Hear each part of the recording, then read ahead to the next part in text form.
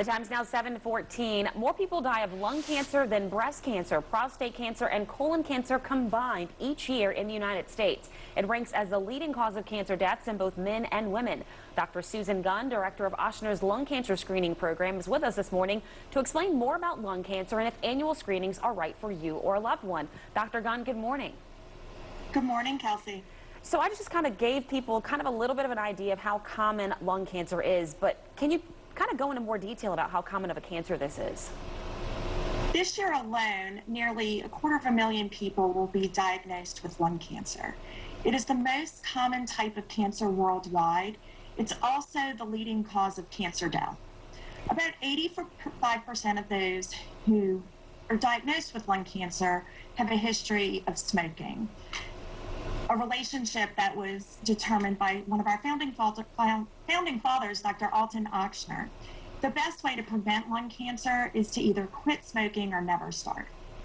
And if you fall into a category of a person who did smoke and you've quit, do you fall into the category of people who should be getting screened for lung cancer annually? And if you are, what do those screenings look like? You do. Those that are between the ages of 50 to 80 years old are current or former smokers who have quit in the past 15 years and have a 20-pack year history of smoking, meaning a pack a day for 20 years or 2 packs a day for 10 years, should talk to their physician or provider about a lung cancer screening. It's important to remember that early detection is key. Don't wait until you have symptoms, because oftentimes those symptoms represent a more advanced disease. We encourage lung cancer screenings for early detection and treatment. Earlier stage equals earlier cure. And then what does that screening process look like? It's a very simple procedure. Once you discuss your options with your primary care provider or another physician, it's an extremely non-invasive test. It's a low-dose CT screen that can be ordered and scheduled at any of our Ochsner imaging facilities. It requires really no prep other than driving to the facility.